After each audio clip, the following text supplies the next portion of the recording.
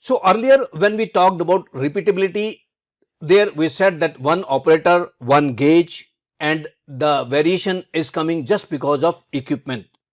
And now you can very well guess that when it comes to reproducibility, reproducibility would be because of different operators taking this measurement.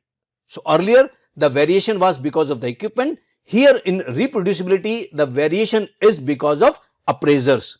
So let's say I take 5 measurements and I take the average of that. So that's my measurement average.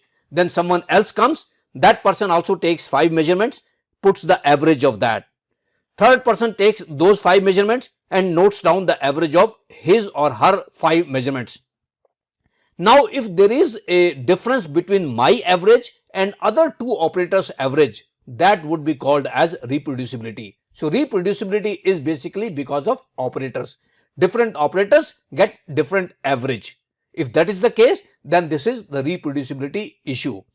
Reproducibility is also called as the appraiser variation or the operator variation. Whosoever is taking the measurement, the variation is because of that. So this is also called as appraiser variation. So this is the capability of the appraiser to produce consistent results. This could be because of the operator or the appraiser.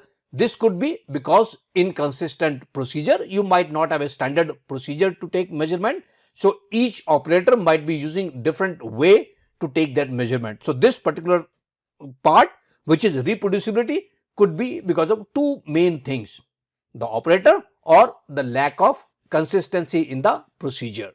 So with this, we have covered 2 parts of precision: repeatability and reproducibility, and together these are called as R and R. Let's look at that on the next video.